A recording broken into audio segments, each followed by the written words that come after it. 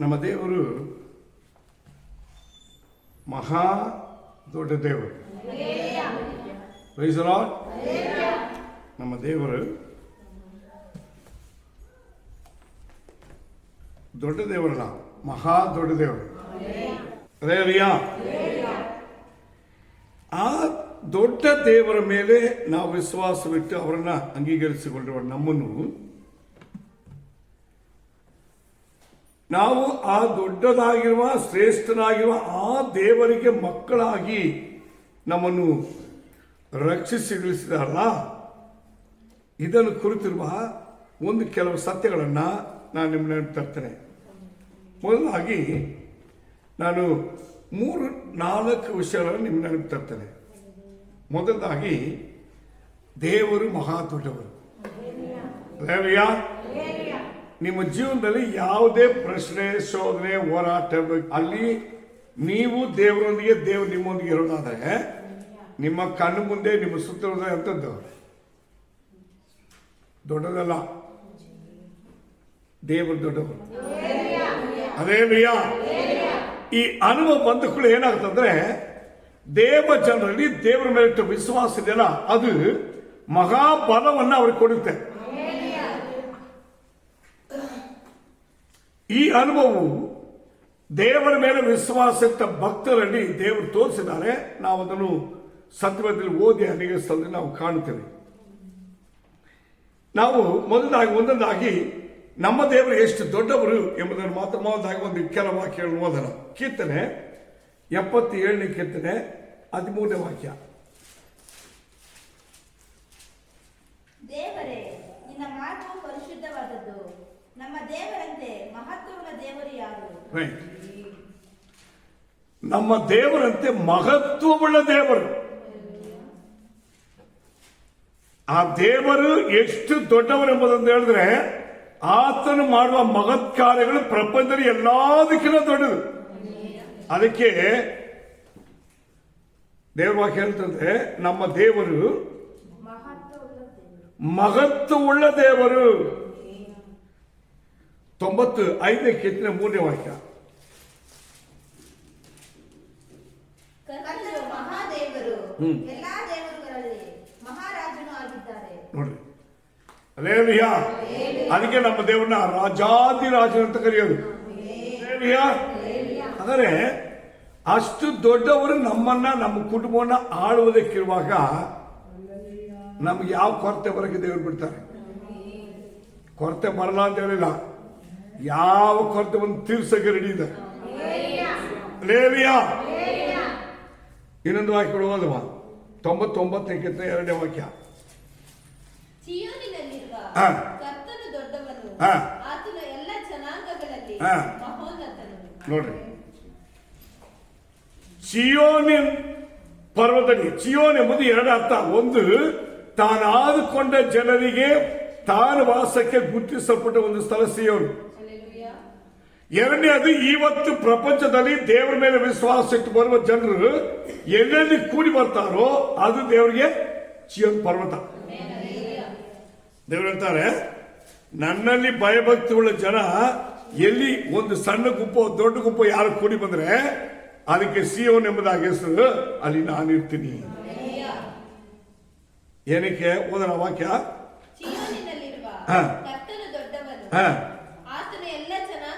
ಆತನು ಎಲ್ಲಾ ಜನಾಂಗಗಳ ಮಧ್ಯದಲ್ಲಿ, ಜನರ ಮಧ್ಯದಲ್ಲಿ ನಿಮ್ಮನ್ನು ಮಹತ್ವದ ದೇವರ ಮಧ್ಯದಲ್ಲಿ ಕಾರ್ಯ ಮಾಡಿ ತೋರಿಸೋಣ. Praise the Lord. ಜನಾಂಗಗಳಲ್ಲಿ ಮಹೋನ್ನತನಾಗಿ ನಿಮ್ಮನ್ನ ತನ್ನ ಮಕ್ಕಳೆಂಬ ತೋರಿಸೋದಕ್ಕೆ ಅದ್ಭುತ ಕಾರ್ಯ ಮಾಡಿ ರೆಡಿ ಇರುವ ದೇವರು. ಇನ್ನೊಂದು ವಾಕ್ಯ ಓದ್ಬಿಡಿ, ಲಾಸ್ಟ್ 48ನೇ ಕೀರ್ತನೆ 1ನೇ ವಾಕ್ಯ.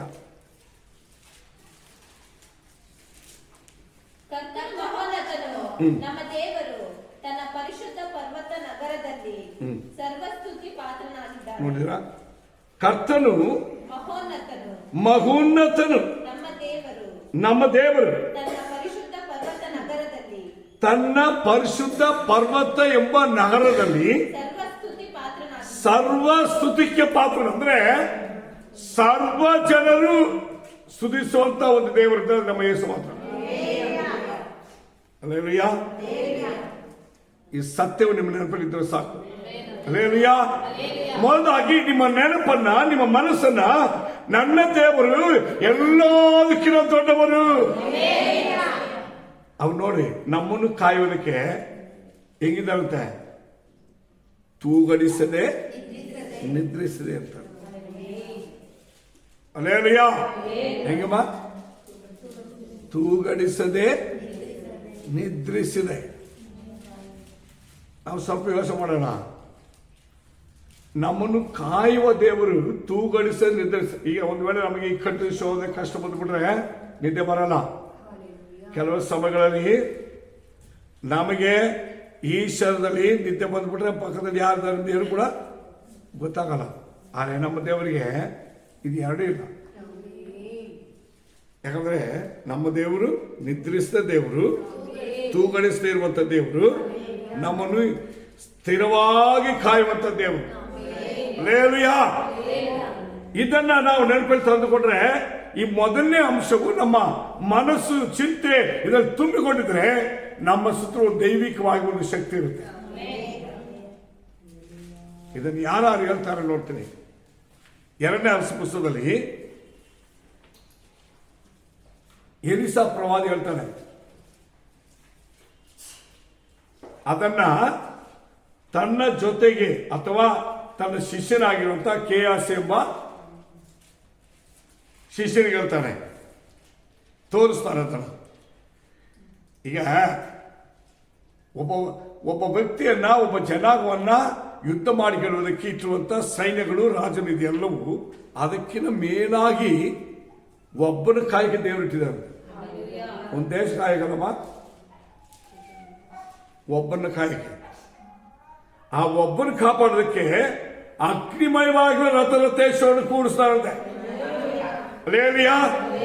ನಮ್ಮ ದೇವರ ಕಾಪಾಡಕ್ಕೆ ಕೂಡಿಸೋದು ಯಾರು ಅನ್ಸಕ್ಕಾಗಲ್ಲ. ಈ ಭೂಮಿಯಲ್ಲಿ ನಮಗೆ ವಿರುದ್ಧವಾಗಿ ಬರುವ ಸಕಲ ಶಕ್ತಿ ಇರುವಂತ ಯಾವುದೇ ಶಕ್ತಿ ಆಗಲಿ, ಅದರ ಒಂದು ಸೆಕೆಂಡ್ ಭಾಷಣ ಮಾಡಕ್ಕೆ ದೇವರ ಶಕ್ತರಾಗಿದ್ದಾರೆ. ಯಾಕಂದ್ರೆ ಅವರ ಸಾಧಾರಣವಾಗಿರೋ ಸೈನ್ಯ ಇಲ್ಲ. ಎಂತ ಸೈನ್ಯ ಇದೆ? ರಥೇಶ್ವರವಾಗಿರುವಂತ, ಅಗ್ನಿಮಯವಾಗಿರುವಂತ ಸೈನ್ಯ. ನಮ್ಮ ದೇವರು ತನ್ನ ಜನರಿಗೋಸ್ಕರವಾಗಿ ಕಾಪಾಡೋದಕ್ಕೆ, ಕಾಯುವುದಕ್ಕೆ ದೇವರು ಅಗ್ನಿಮಯವಾಗಿರುವ, ರಥೇಶ್ವರವಾಗಿರುವ ಸೈನ್ಯಗಳನ್ನು ಇಟ್ಟಿದ್ದಾರೆ. ಹಾಗಾದ್ರೆ ನೀವು ಆ ದೊಡ್ಡ ದೇವರಿಗೆ ಮಕ್ಕಳಾಗಿರುವಾಗ ನಿಮ್ಮ ಮೇಲೆ ದೇವರು ಎಷ್ಟು ಮನಸ್ಸು, ಎಷ್ಟು ಸೈನ್ಯವನ್ನು ಇಟ್ಟಿದ್ದಾರೆ ನೋಡಿದ. ನಿಮಗೆ ಎಷ್ಟೋ ಇಕ್ಕಟ್ಟುಗಳು ಶೋಧನೆ ಬಂದರೂ ಕೂಡ ಒಂದು ಸೆಕೆಂಡ್ ದೇವರು ತಪ್ಪಿಸ್ಬಿಡ್ತಾರೆ. ನಮ್ಮ ದೇವರು ಅಂತ ಮಹಾದೇವರು, ಅದನ್ನ ನೆನಪಲ್ಲಿ ಇಟ್ಕೊಳ್ಬೇಕು. ಸರಿ, ಈ ರಕ್ಷಣೆಯನ್ನ, ನಮ್ಮನ್ನು ಕಾಪಾಡುವುದನ್ನ ದೇವರು ನಮಗೆ ಹೆಂಗಿಟ್ಟಿದ್ದಾರೆ ಅಂತ ಹೇಳಿದ್ರೆ, ಈ ರಥೇಶ್ವರವಾಗಿರುವ, ಅಗ್ನಿಮಯವಾಗಿರುವ ಸೈನ್ಯಗಳು ನಮ್ಮನ್ನು ಕಾಯುವುದಕ್ಕೆ ದೇವರು ಹೆಂಗಿಟ್ಟಿದ್ದಾರೆ ಅಂತ ಹೇಳಿದ್ರೆ, ಅದು ನಮ್ಮ ಕಣ್ಣಿಗೆ ಕಾಣದಿದ್ರು ನಮಗೆ ಕಣ್ಣಕ್ಕೆ ಕಾಣುವಂತೆ ಕೆಲವೊಂದನ್ನು ಇಟ್ಟಿದ್ದಾರೆ.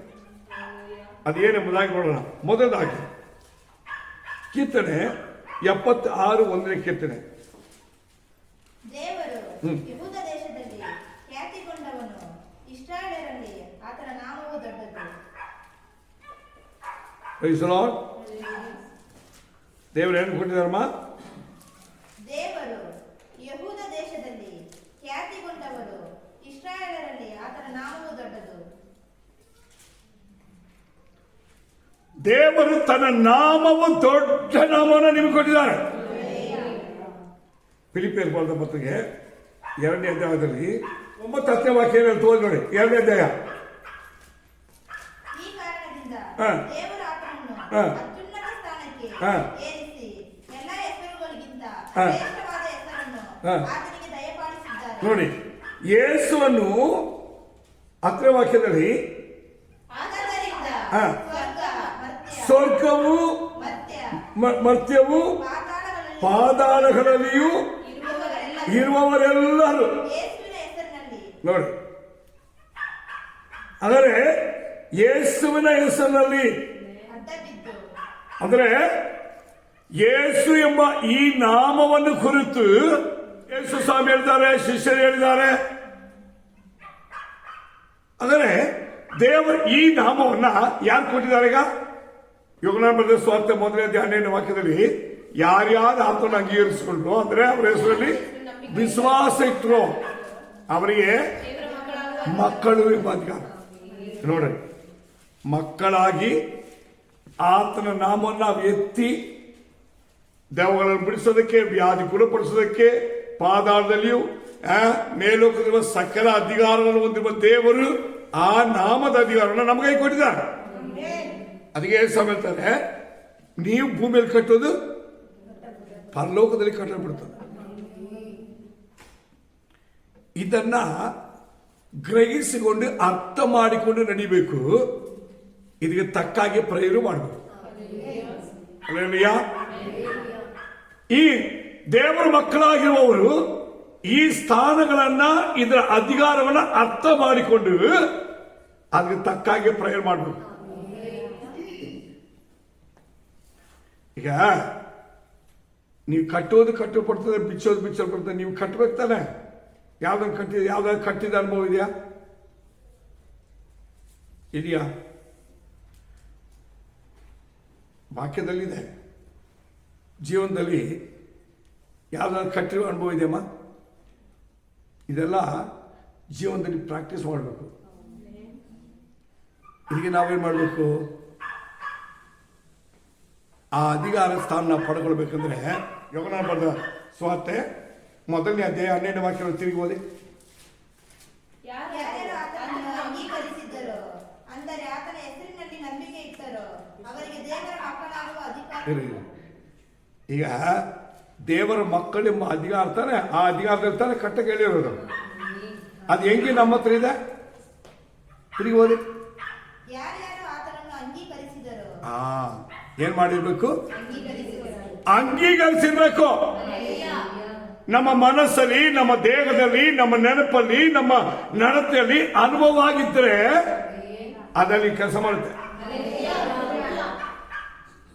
ಅದು ಜೀವನವಾಗಿದ್ರೆ ಅದು ಕೆಲಸ ಮಾಡುತ್ತೆ. ಇಲ್ಲಾಂದ್ರೆ ಏನ್ ಮಾಡಲ್ಲ ಅಷ್ಟೇ.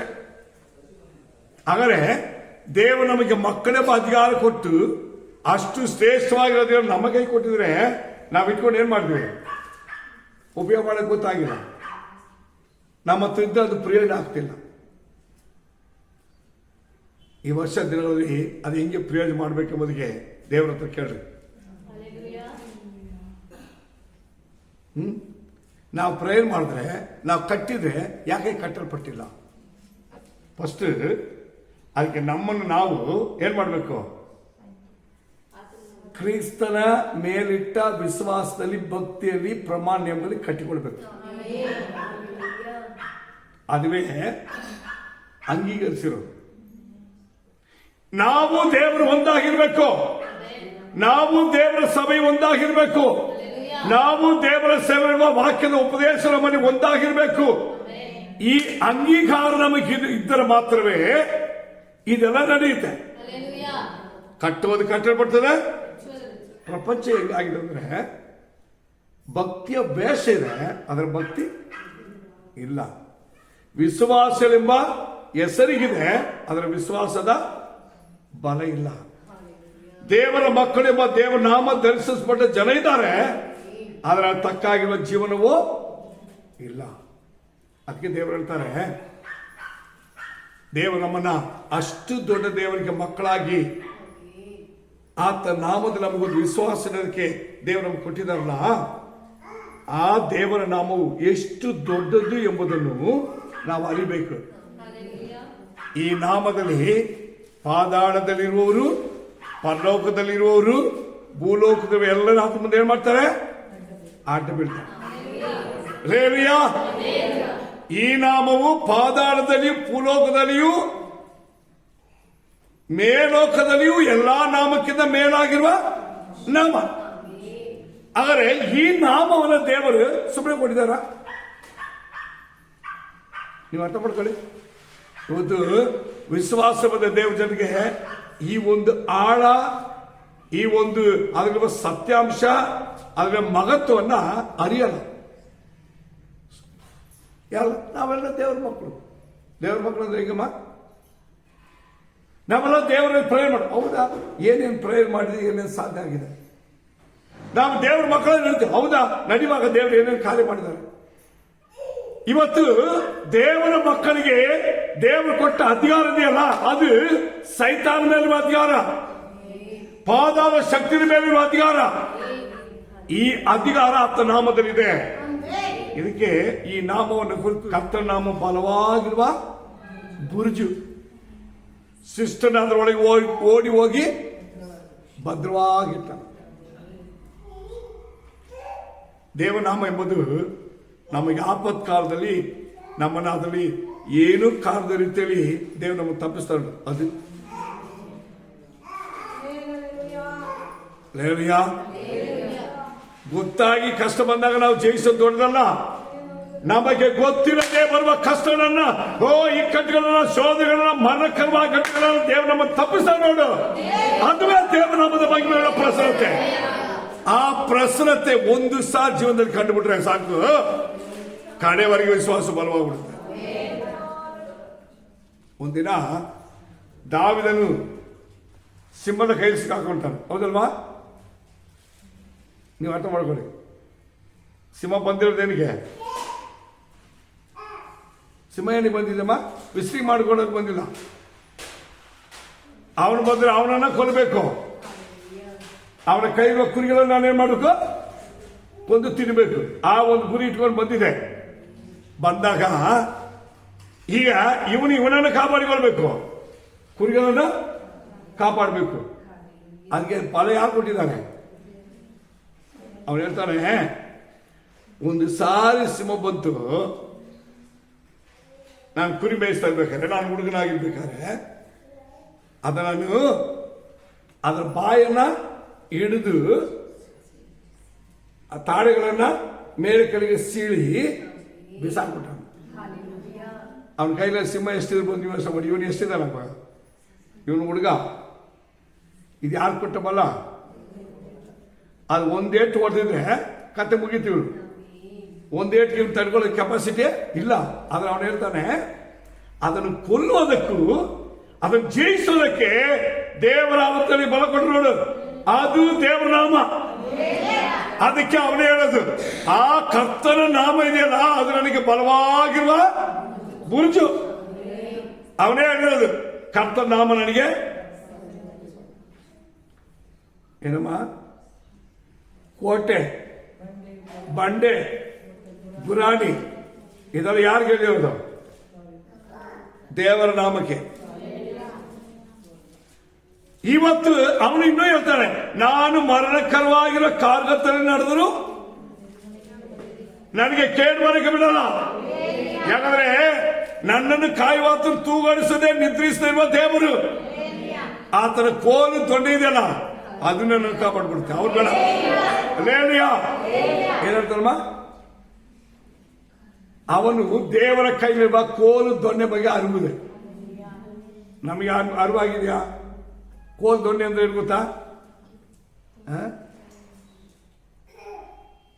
ತುಂಬಾ ಸಮಯಗಳಲ್ಲಿ ಕುರಿಗಳು ಯಾವ್ದು ಕಂಡು ಎದುರೋದು? ಅದು ಎರಡು ಕಂಡ್ರೆ ಕುರಿಗೆ ಯಾವಾಗ ಭಯ? ಮಕ್ಕಳು ಕಂಡ್ರೆ ಭಯ. ಅವನ ಕೈಲಿರುವ ದೊಣ್ಣೆ ಕೋಲು. ಇದು ಯಾರು ಒಳಗೆ ಇಟ್ಕೊಂಡಿರೋದು? ಕುರಿಗಲ್ಲ.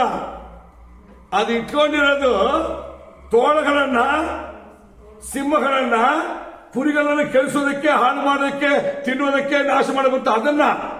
ಆದ್ರೆ ಇವಳಿಗೆ ಅದು ಗಡ್ಡ ಭಯ. ಯಾಕೆ ಗೊತ್ತಾ? ನಾನು ಹೇಳೋ ಮಾತು ಕೇಳಿದ್ರೆ, ನನ್ನ ಇಷ್ಟ ನಡೆದ್ರೆ ಅದು ಒಂದು ಬಿಟ್ಬಿಡ್ತಾರಂತ. ದೇವಿಯ ಆಗ ನಾವು ದೇವ್ರ ಭಯ ಹೆಂಗಿರ್ಬೇಕು ಗೊತ್ತಾ? ನಾವು ದೇವರ ಸಭೆ ಮುಂದೆ, ಸೇವಕರ ಮುಂದೆ ದೇವರ ವಾಕ್ಯವನ್ನು ತಗ್ಗಿಸುವಷ್ಟು ನಾವು ಯಾವ ತಲೆಯನ್ನು ಹೊಡೆದಾಗ್ತಾ ಇದ್ವಿ? ಸೈತಾನ್ ತಲೆಯನ್ನ. ಇವತ್ತು ಯೇಸು ನಾಮದಲ್ಲಿ ಸೈತಾನ್ ತಲೆ ಹೊಡೆಯಂತ ಹಂಗೆ ಹೊಡೆಯಲ್ಲ. ಅದು ನೀವು ಆ ಕಷ್ಟದ ಮೂಲಕವಾಗಿ ಅಥವಾ ನಿಮಗೆ ವಿರುದ್ಧವಾಗಿ ಶೋಧನೆ ಮಧ್ಯದಲ್ಲಿ ದೇವರ ನಿಲ್ತಿ ನೋಡ್ರಿ. ಆ ಸಹಿಸೋದು ನಿಲ್ಲುವುದಿದೆಯಲ್ಲ, ಅದು ಸೈತಾನ ತಲೆಯನ್ನ, ಅವನ ಕೈರುವ ಅಧಿಕಾರಗಳನ್ನ ನಿಮಗೆ, ನಿಮ್ಮ ಕುಟುಂಬಕ್ಕೆ, ನಿಮ್ಮ ಪ್ರಯಾಸಗಳಿಗೆ, ಆಶೀರ್ವಾದಕ್ಕೆ, ಮಕ್ಕಳಿಗೆ, ನಿಮ್ಮ ಪ್ರಯಾಸಕ್ಕೆ ತಡೆಯಾಗುವ ಎಲ್ಲಾ ಅಧಿಕಾರಗಳ ಸಕಲ ಶಕ್ತಿಯನ್ನ ನಾಶ ಮಾಡಿ ಅಳಿಸಿ ನಿಮ್ಮನ್ನು ಬಿಡಿಸೋದಕ್ಕೆ ಆಗುವ ಕಾರ್ಯ. ಈ ವಿಶ್ವಾಸಿಗಳು ಶೋಧನೆ ಬರುವ ಸಮಯದಲ್ಲಿ ಯಾಕೆ ಪ್ರೇಯರ್ ಮಾಡಿ ಕೇಳೋದು ಗೊತ್ತಾ? ಅದಕ್ಕೆ ಶೋಧನೆ ಕಷ್ಟಗಳು ಬಂದಾಗ ಕುತ್ಕೋ, ದೇವರ ಹಾಲದಲ್ಲಿ ದೇವಸ್ಥಾನದಲ್ಲಿ ಕುತ್ಕೋ. ಆಮೇಲೆ ನಮಗೆ ಚೆನ್ನಾಗಿರ್ಬೇಕಾದ್ರೆ ಅವಾಗ ಕುತ್ಕೋ. ಎರಡು ಸಮಯದಲ್ಲಿ ಕೂರ್ಬೇಕು. ಕಷ್ಟ ಬರುವಾಗ ಮಾತ್ರ ಕೂರೋದಲ್ಲ, ನಮಗೆ ಆಶೀರ್ವಾದ ಇರುವಾಗಲೂ ಕೂರ್ಬೇಕು. ಯಾಕಂದ್ರೆ ಕಷ್ಟ ಬಂದಾಗ ಅವಾಗ ಗೋಳಾಡ್ಬೇಕಾಗತ್ತಿಲ್ಲ, ಆಗ ಸಮಾಧಾನವಾಗಿದ್ದ ಸಹಿಸಕ್ಕೆ ದೇವರೇ ಇದೇ ಕೃಪೆ ಸಾಕು, ಕೃಪೆ ಸಾಕು. ಆವಾಗ ಹೇಳಿ ಕೃಪೆ ಕೃಪೆ ಅಂತ ನೋಡೋಣ. ಯಾವ ಹೇಳ್ತಾರೆ? ಪೌಲ್ ಎಲ್ಲಾದ್ರೂ ಚೆನ್ನಾಗಿರೋದು ನೋಡಿದ್ರೆ ನೀವು? ಅಲ್ಲೇಲಿಯಾ, ಈ ಬೈಬಲ್ ಇಷ್ಟು ಪುಸ್ತಕ ಬರೆದಿರೋ ಅವನೇ, ಹೊಸ ಒಡವೆಗಳ ಪುಸ್ತಕ ಎಲ್ಲ ಬರೆದವನು ಅವನೇ, ಸಭೆ ಬಗ್ಗೆ ಬರೆದವನು ಅವನೇ, ಸೇವೆಗಳ ಬಗ್ಗೆ ಬರೆದವನು ಅವನೇ, ವರಗಳ ಬಗ್ಗೆ ಬರೆದವನು ಅವನೇ, ಸೈತಾನ ಗುಣಗಳ ಬಗ್ಗೆ ಬರೆದವನು ಅವನೇ, ಎಲ್ಲ ಆತ್ಮೀಯವಾಗಿ ಇದೆಲ್ಲ ಬರೆದವನು ಅವನೇ. ಎಲ್ಲಿ ಆದ್ರೂ ಅವನು ಸಮಾಧಾನವಾಗಿದ್ದೀವಿ ನೋಡಿದ್ರೆ ನೀವು? ಇಲ್ಲ ಇಲ್ಲ ಕಣ್ರಿ. ಅಲ್ಲಿ ಹೋದ್ರೆ ಜೈಲು, ಇಲ್ಲಿ ಹೋದ್ರೆ ಹೊಡ್ತ, ಅಲ್ಲಿ ಹೋದ್ರೆ ಸಪ್ತಾಹದಲ್ಲಿ ಗುಂಡಿಲಿ ಹಾಕಿ ಹೋಗಿರ್ತಾರೆ. ಅಲ್ಲಿ ಹೋದ್ರೆ ಹಡಗಿನಲ್ಲಿ ಯಾತ್ರೆ, ಹಡಗು ಮುರಿದು ಹೋಗುತ್ತೆ, ಈಜು ಹೊಡ್ಕೊಂಡು ತಪ್ಪಿಸೋ ಸಾಕಂತಲ್ಲಿ ಯಾತ್ರೆ, ಎಲ್ಲ ಸಮಾಧಾನವಾಗಿ ನಿಂತಿತ್ತು ಅವನಿಗೆ. ಅವನು ಎಷ್ಟು ಬರ್ದ ನೋಡಿದ್ರ? ಅವನು ಹೇಳ್ತಾನೆ, ನನ್ನ ಓಟವನ್ನು ಓಡಿ ಮುಗಿಸಿದೆ. ಈ ಭೂಮಿ ನಮಗಿರುವವರೆಗೆ ಏನಿದೆಮ್ಮ? ಏನಿದೆ? 2 ಕೊರಿಂಥ ಬರೆದ ಪತ್ರಿಕೆ 5ನೇ ಅಧ್ಯಾಯದಲ್ಲಿ ಏನಂತ ಓದಿ ನೋಡಿ. ನಾವು ಈಗಿನ ದೇಹದಲ್ಲಿ ಇರುವವರೆಗೂ ನರಳುತ್ತೀವಿ. ಅವನು ಹೆಂಗಿದ್ದ? ಈ ದೇಹದಲ್ಲಿಯೂ ನಾವು ಪ್ರಪಂಚದಲ್ಲಿ ಬರುವ ಶೋಧನೆ ಕಂಡು ಬೇಜಾರಾಗಬಾರ್ದಮ್ಮ. ನಿನ್ನ ಕಷ್ಟದಲ್ಲಿ ಹಂಗೆ ದೇವ್ರು ಬಿಟ್ಕೊಂಡು ಸುಮ್ಮನೆ ಹೇಳ. ನೀನು ಅವಾಗ ಏನು ಮಾಡ್ಬೇಕು ಗೊತ್ತಾ? ದೇವರೇ, ಅದೆಂಥ ಕಷ್ಟ ಬರಲಿ, ನಾನು ಹಿಂಗಿರ್ತೀನಿ. ಹೆಂಗಿರ್ತೀನಿ? ನಾನು ಕದಲಲ್ಲ, ಅಲ್ಲಾಡಲ್ಲ, ಯಾವ್ದು ಕ್ಯಾರೆ ಮಾಡಲ್ಲ. ಅದು ಯಾರ ಬಗ್ಗೆ ನನ್ನ ಬಾಯಲ್ಲಿ ಅಪನಂಬಿಕೆ, ಬೇಸಾರ, ಗುಡ್ಗುಡ್ದು ಮಾತು ಒಂದು ಬಿಡಲ್ಲ. ಅದೇನು ಬರ್ತದೆ ನೋಡ್ತೀವಿ. ಹಾಗೆ ನೀನಿದ್ದು ನೋಡು, ಆವಾಗ ನಿನ್ನ ಮೇಲಿರುವ ದೇವರ ಕೃಪೆ ಗೊತ್ತಾಗುತ್ತೆ. ಇದು ಯಾರ ಸಾಕ್ಷಿ ಗೊತ್ತಮ್ಮ? ಯೋಸೇಫನು ಎಗಿಪ್ತ ದೇಶ ಹೋಗಿ ದೊಡ್ಡವನಾಗುವವರೆಗೆ ಎಲ್ಲಾದ್ರೂ ಅವನಿಗೆ ಸಮಾಧಾನ ಇತ್ತ? ಇಲ್ಲ. ದಾವೀದನು ಅವನ ಯುದ್ಧದ ಸಮಯದಲ್ಲಿ 40 ವರ್ಷ ಇದ್ರಂತೆ. 40 ವರ್ಷದಲ್ಲಿ ಬರೀ ಯುದ್ಧ, ಸಮಾಧಾನ ಇಲ್ಲ ಅಂತ ದೇವರ ವಾಕ್ಯ ಹೇಳ್ತಾರೆ ಅಲ್ವಾ? ದೇವರು ಅವನು ಹೇಳ್ತಾರೆ, ನನ್ನ ಹೃದಯಕ್ಕೆ ಮೋಶೆ ನೋಡ್ರಿ, 40 ವರ್ಷ ಅದೇನೋ ಚೆನ್ನಾಗಿ ಓದಿ ಬೆಳೆದ ಬೆಳೆದ. 40 ವರ್ಷ ಹೋಗಿ ಇನ್ನೊಬ್ಬರ ಮನೆಯಲ್ಲಿ ಕುರಿ ಕಾಯ್ದ, ಕಾಡಲ್ಲಿದ್ದ, ಊರು ಬಿಟ್ಬಿಟ್ಟು. ದೊಡ್ಡ ದೊಡ್ಡ ಪಟ್ಟಣ ಸಿಟಿ ಕಟ್ಕೊಂಡು ಹೋಗ್ಬಿಟ್ಟು ಕಾಡಲ್ಲಿ ಇದ್ಬಿಟ್ಟು ಗುಡ್ಡಗಳು ಗಿಡಗಳು ಎನಿಸ್ಕೊಂಡಿದ್ದ. ತಿರುಗಿ ತಗೊಂಬಂದ್ರು, ಬಕ್ಕದ ಕುತ್ತಿಗಿರೋರು, ಎಡ ಮಾತು ಕೇಳ್ದವರು, ಅವಿದರು, ಅಟಮಾರಿಗಳು, ಇಷ್ಟು ಜನರ ಕಟ್ಕೊಂಡು 40 ವರ್ಷ ಅವನಿಗೆ ನಿದ್ದೆ, ಅವನು ಕೂಡ ಜೀವನ ಹೆಂಗಿತ್ತು ನೋಡಿ. ಆದ್ರೆ ದೇವರು ಏನ್ ಹೇಳ್ತಾರೆ? ಅವನು ನನ್ನ ಮನೆಯೆಲ್ಲ ನಂಬಿಕಸ್ತ. ನೀವು ದೇವರ ಮನೆ ಎಂಬ ಸಭೆಯಲ್ಲಿ ನಂಬಿಕಸ್ತಾಗಿರಿ. ನಿಮ್ಮ ದೇಹ ಎಂಬ ಈ ಮನೆಯಲ್ಲಿ ದೇವರಿಗೆ ನಂಬಿಕಸ್ತಾಗಿರ್ರಿ. ನಿಮಗೆ ವಾಸ ಕೊಟ್ಟಿರೋ ಮನೆ ಇದೆಯಲ್ಲ, ಆ ಮನೆಯು ದೇವರ ಸಭೆ ಎಂಬ ಮನೆಯೊಂದಿಗೆ ಸೇರಿ ಉತ್ತಮ ನಂಬಿಕಸ್ತಾಗಿರ್ರಿ. ದೇವರಿಗೆ ಏನು ಅದ್ಭುತ ಕಾರ್ಯ ಬೇಕಾಗಬಾರ್ದು. ಇದು ಕೃಪೆ. 86ನೇ ಕೀರ್ತನೆಯಲ್ಲಿ ದಾವೀದರಾಜ ಏನ್ ಹೇಳ್ತಾರೆ ನೋಡ್ರಿ. ಬಹಳವಾಗಿ ಕನಿಕರಿಸಿ ನನ್ನ ಪ್ರಾಣವನ್ನು ಪಾತಾಳದಿಂದ ತಪ್ಪಿಸಿದೆಯಲ್ಲ. ನೋಡ್ರಿ, ಅವನು ಹೇಳ್ತಾನೆ, ನನ್ನ ಆತ್ಮವನ್ನ ಪಾತಾಳಕ್ಕೆ ಹೋಗದಂತೆ ತಪ್ಪಿಸಿದ್ದೆ. ದೇವರು ನಮ್ಮ ಮೇಲೆ ಕೊಟ್ಟ ಮಗಾ ಕೃಪೆ ಏನಮ್ಮ? ನಮ್ಮ ಆತ್ಮ ಪಾತಾಳಕ್ಕೆ ಹೋಗಲ್ಲ, ನರಕಕ್ಕೆ ಹೋಗಲ್ಲ. ರೇವಿಯಾ. ಯಾಕಂದ್ರೆ ಅವರ ನಾಮ ಅಷ್ಟು ದೊಡ್ಡದು. ಆ ನಾಮದ ಮೇಲೆ ವಿಶ್ವಾಸ ಇಟ್ಟು ನಮ್ಮ ದೇವರು ಏನ್ ಮಾಡಿದ್ದಾರೆ, ಆ ನಾಮವನ್ನು ಕೊಟ್ಟು ಮಕ್ಕಳೆಂಬ ಅಧಿಕಾರ ಕೊಟ್ಟಿದ್ದಾರೆ. ನೆಕ್ಸ್ಟ್ ನಮ್ಮನ್ನು ಮರಣದಿಂದ ಪಾದದಿಂದ ನಮ್ಮನ್ನು ತಪ್ಪಿಸಿದ್ದಾರೆ. ಅದಕ್ಕೆ ನಾವು ಯೋಚನೆ ಮಾಡಬೇಕು, ದೇವರು ನಮ್ಮ ಮೇಲೆ ಇಟ್ಟ ಕೃಪೆ ಎಷ್ಟು ಮಹಾ ದೊಡ್ಡದು. ಯಾಕಂದ್ರೆ ಅದು ನಮ್ಮನ್ನು ಪಾತಾಳದಿಂದ ತಪ್ಪಿಸಿರು. ದೇವ ನಮಗೆ ಕೊಟ್ಟ ಕೃಪೆ ಏನು ಗೊತ್ತಾ? ಇವತ್ತು ನಾವು ದೇವರ ಮಕ್ಕಳಾಗ್ತೀವಿ, ದೇವರ ರಾಜ್ಯಕ್ಕೆ ಮೋಕ್ಷ ಹೋಗ್ತೆಂಬ ಆ ಒಂದು ಗುರಿ ಇದೆಯಲ್ಲ, ಅದುವೇ ನಮಗೆ ಮಹಾ ಕೃಪೆ. ಇದನ್ನೇ ಯೋಗನಾನ್ ಬರೆದ ಸ್ವಾರ್ಥ 3:14 ಹೇಳಿರೋದು. ಆತನು ನಂಬುವ ಒಬ್ಬನಾದ್ರೂ ನಾಶವಾಗದೆ ನಿತ್ಯ ಜೀವನ ಪಡೆಕೊಳ್ಳೋದಕ್ಕೋಸ್ಕರವಾಗಿ. ಒಬ್ಬರು ಕೂಡ ನಾಶವಾಗಲ್ಲ. ಅದು ಗ್ಯಾಪ್. ಆದರೆ ಭೂಮಿಯಿಂದ ಪರಲೋಕಕ್ಕೆ ಹೋಗೋದಕ್ಕೆ ಭೂಮಿಯಲ್ಲಿ ಮನಸ್ಸು ಕೊಟ್ಟ ಆಯುಷ್ಕಾಲ 70 ವರ್ಷ, ಬರೆಸಿದ 80 ವರ್ಷ. ಅದರ ಆಡಂಬರ ಏನೇ ಕಷ್ಟ ನಷ್ಟ ಶೋಧನೆ ಇದ್ದರೂ ದೇವರನ್ನು ಕೈ ಬಿಡೋದು. ಅದಕ್ಕೆ ಅವನು ಹೇಳ್ತಾನೆ, ಈ ಕಟ್ಟಿನಲ್ಲಿ ಕತ್ತಲು ಸಹಾಯಕನು. ನನ್ನ ಮಕ್ಕಳಲ್ಲಿ 1000 ಜನ ಬಲಗಡೆ 10,000 ಜನ ಸತ್ತು ಬಿದ್ರೆ ನನಗೇನು? ನಾನು ಮರಣಕರವಾಗಿ ಕಾಲಗತ್ತಲ್ಲಿ ಕಣಿವೆಯಲ್ಲಿ ನಡೀತೀನಿ, ಯಾವ ಕೇಳು ನನಗೆ ಸಂಭವಿಸಲ್ಲ. ಇದೆಲ್ಲ ಹೇಳೋದಕ್ಕೆ ಕಾರಣ ಏನು ಗೊತ್ತಾ? ಅವನು ದೇವರ ಕೃಪೆಯನ್ನು ಅರ್ಥ ಮಾಡಿಕೊಂಡವರು. ಇದಕ್ಕೆ ಮಲಯಾಳಿಕ ಹೊಸ ಒಡಂಬಡಿಕೆಯಲ್ಲಿ ದಯ ಹೊಂದಿದವನೇ ಸಾಕು ನೀನು. ಆ ದಯ ಏನು ಗೊತ್ತಮ್ಮ? ಪರಿಶುದ್ಧಾತ್ಮನ ಅಭಿಷೇಕವನ್ನು ಅವರು ಕೊಟ್ಟಿರು. ನನ್ನ ದಯೆ ನಿನ್ನ ಮೇಲೆ ಇದೆ, ನನ್ನ ಆತ್ಮನು ನಿನ್ನ ಮೇಲೆ ಏನ್ ಮಾಡ್ತಾರೆ? ತುಂಬಿಕೊಳ್ತಾರಂತ. ಆಗ ದೇವರ ದಯಕ್ಕೆ ಇನ್ನೊಂದು ಅರ್ಥ ಇದೆ. ಪರಿಶುದ್ಧಾತ್ಮ ಇದೆ, ನಮ್ಮನ್ನ ಏನ್ ಮಾಡ್ತಾರೆ? ಸುತ್ತಿ ಕಾಪಾಡ್ತಾರೆ. ಅಲ್ಲೇಲಿಯಾ. ಈ ಭೂಮಿ ಮೇಲೆ ಎಷ್ಟು ಇಕ್ಕಟ್ಟು ಬಂದ್ರು ನೀನು ಏಕಾಂಕಿಯಾಗಿ ಒಬ್ಬಳಾಗಿ ನಿಂತು ಸರಿ, ದೇವರು ನಿನ್ನ ಸುತ್ತಲೂ ಒಂದು ಪರಿಶುದ್ಧ ಆತ್ಮನ ಕೋಟೆ ಹಾಕ್ತಾರೆ, ಅಭಿಷೇಕದ ಬಲ ಹಾಕ್ತಾರೆ. ಆ ಬಲವೇ ನಿಮ್ಮನ್ನು ತಪ್ಪಿಸುತ್ತೆ. ಯಾಕೆ ಗೊತ್ತಾ? ಈ ಬಲ ಅನುಭವಿಸೋರು ಯಾರು ಎಂಬುದಾಗಿ ನೋಡಿ ಬೈಬಲ್ ತುಂಬಾ ಜನ ಇದ್ದಾರಮ್ಮ. ಸಿಂಹದ ಗಬಿಲಿ ಹಾಕಲ್ಪಟ್ಟ ದಾನಿಯೇಲನು, ದಗದಗನೇ ಉರಿವ ಆಗಿಗಳಿಗೆ ಹಾಕಲ್ಪಟ್ಟು ಶಾದ್ರಾಕ್, ಮೇಷಕ್, ಆಬೇದ್ನೆಗೋ ಎಂಬ 3 ಸಹೋದರರು. ಸುಮ್ಮನೆ ಅಲ್ಲ ಇವರೆಲ್ಲ. ಇನ್ನೊಂದು ವಾಕ್ಯ ಕೂಡ ಓದ್ಬಿಡಿ ಅದರಲ್ಲಿ 117 ಕೀರ್ತನೆ 2ನೇ ವಾಕ್ಯ. ಆತನ ಕೃಪೆಯು ನಮ್ಮ ಮೇಲೆ ಅಪಾರವಾಗಿದೆ, ಕರ್ತನ ಸತ್ಯತೆಯು ಸದಾ ಇರುವುದು. ಯೆಹೋವನಿಗೆ ಸ್ತೋತ್ರ. ಸರಿ, ಆತನ ಕೃಪೆ ನಮ್ಮ ಮೇಲೆ ಅಪಾರವಾಗಿದೆ, ನಮ್ಮ ಮೇಲೆ ಅಪಾರವಾಗಿದೆ. ಕರ್ತನ ಸತ್ಯತೆಯು. ಇರಿ ಇದನ್ನ ಇನ್ನೊಂದು ಜಾಗದಲ್ಲಿ ದಾವೀದ ಹೇಳ್ತಾನೆ, ಭೂಮಿಯ ಮೇಲೆ ಆಕಾಶ ಎಷ್ಟು ಉನ್ನತವಾಗಿದೆಯೋ ಆತನಲ್ಲಿ ಭಯಭಕ್ತಿ ಉಳ್ಳವರ ಮೇಲೆ ಈ ಕೃಪೆ ಯಾವ ಮೇಲೆ ಇರ್ತಮ್ಮ? ದೇವರಿಗೆ, ದೇವರ ವಾಕ್ಯಕ್ಕೆ, ದೇವರ ಸೇವಕರಿಗೆ, ದೇವರ ಪ್ರಮಾಣಗಳಿಗೆ, ದೇವರ ಸಭೆಗೆ, ದೇವರ ಉಪದೇಶ ಯಾರು ಬಾಯ್ಬಿಟ್ಟು ಅವ್ರಿಗೆ ಎಂಬುದು ದೇವರ ಸಂಧಿಯಲ್ಲಿ ಇರುವುದು. ಕೃಪೆ ಎಂಬುದು ದೇವರ ವಾಕ್ಯದಲ್ಲಿ ಇರುವುದು. ಕೃಪೆ ಎಂಬುದು ದೇವರ ಸಭೆಯಲ್ಲಿರುವುದು. ಕೃಪೆ ಎಂಬುದು ದೇವರ ಆತ್ಮ ಅಭಿಷೇಕದಲ್ಲಿರುವುದು. ಈ ಕೃಪೆ ಮಹಾ ದೊಡ್ಡದಂತೆ, ಅದನ್ನು ನೀವು ಅರಿಯಿರಿ.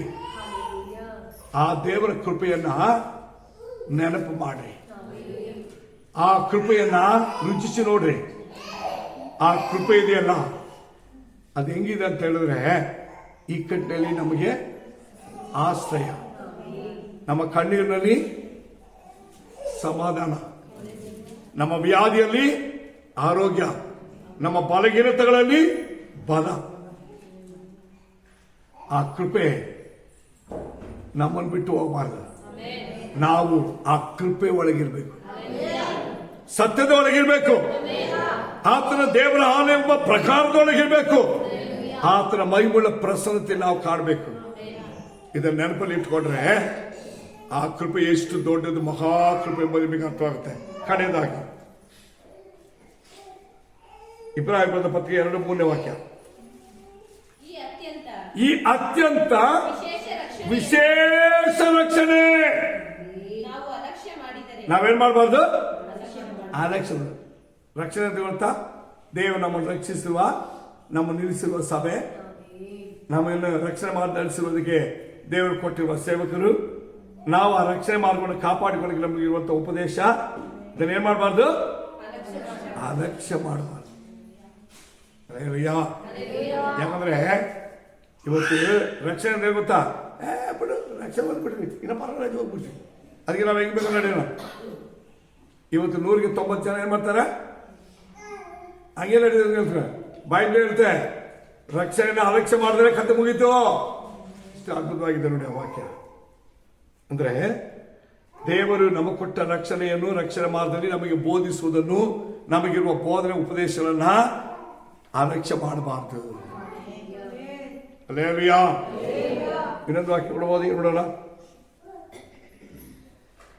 ಕೀರ್ತನೆ 27:1. ನನಗೆ ಬೆಳಕು, ರಕ್ಷಕನು ಆಗಿದ್ದಾನೆ. ಕರ್ತನೇ ನನಗೆ ಬೆಳಕು, ಅವರೇ ನನಗೆ ರಕ್ಷಣೆ ಆಗಿದ್ದಾರೆ. ನಾನು ಯಾರಿಗೆ ಭಯಪಡಬೇಕು? ಈ ಪ್ರಶ್ನೆ ಇರಬೇಕು ವಿಶ್ವಾಸ ಹತ್ರ. ನನಗೆ ರಕ್ಷಣೆ ಕೊಟ್ಟಿರುವ ದೇವರಿಗೆ ಭಯಪಡಬೇಕು, ನನ್ನನ್ನು ರಕ್ಷಣೆ ಮಾರ್ಗದಲ್ಲಿ ತಂದು ದೇವರು ಇಟ್ಟಿರುವ ಸಭೆಗೆ ಭಯಪಡಬೇಕು, ನನ್ನನ್ನು ರಕ್ಷಣೆ ಮಾರ್ಗದಲ್ಲಿ ನನಗೆ ಬೋಧಿಸಿ ನಡೆಸುತ್ತಾ ನನ್ನ ಸೇವಕರ ಮಾತಿಗೆ ಭಯಪಡಬೇಕು. ಇದು ಮನಸ್ಸಲ್ಲಿ ಯಾವಾಗ ನಾನು ಯಾರು ಭಯಪಡಬೇಕು ಗೊತ್ತಾ? ನಾನು ಇವರಿಗೆ ಮಾತ್ರ ಭಯಪಡಬೇಕು, ಊರಿಗಲ್ಲ, ನೆಂಟರಿಗಲ್ಲ, ಸ್ನೇಹಿತರಿಗಲ್ಲ.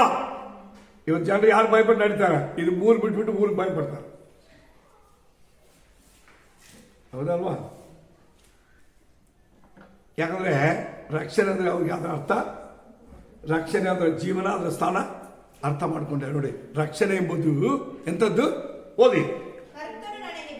ಕರ್ತನು ನನಗೆ ಬೆಳಕು, ಆತನೇ ನನಗೆ ರಕ್ಷಕನು ಆಗಿದ್ದಾರೆ.